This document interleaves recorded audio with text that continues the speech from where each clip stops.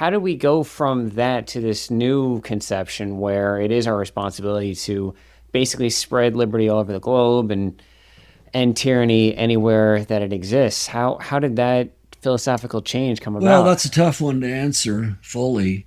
Um, Certainly, the establishment of a very large, powerful military apparatus left people looking around for it to do something. And when the Cold War ended, that surge became particularly intense. The collapse of communism had a very large effect in this regard. It seemed to make us the be all and end all of historical development.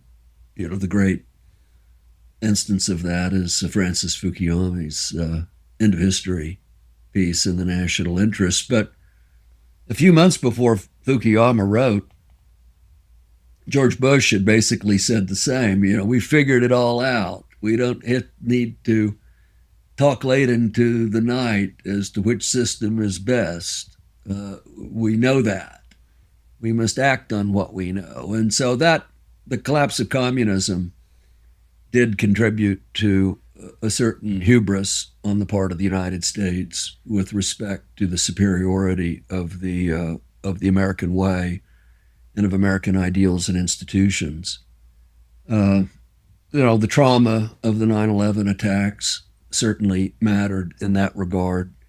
There was a search to pay back, to exact revenge, to show that we couldn't be trifled with, and the justification of spreading freedom sounded good to people. Now, of course, in none of the instances where the United States said it was extending freedom did it actually extend freedom. It actually threw these countries into conditions of civil war in Iraq, in Libya, in Syria, at all. And so the historical record of failure in that regard, does cast some doubt upon the real motives that underlay it. But Yeah. yeah, there were a whole conjunction of things that promoted this view. Although I should say that we shouldn't ignore the importance of personality, historical contingency in explaining these things. Netanyahu had begged for 30 years for the United States to attack Iran, and Clinton said no, and Bush said no, and Obama said no. And Trump said no, even in his first term. And then all of a sudden he said yes, this time around.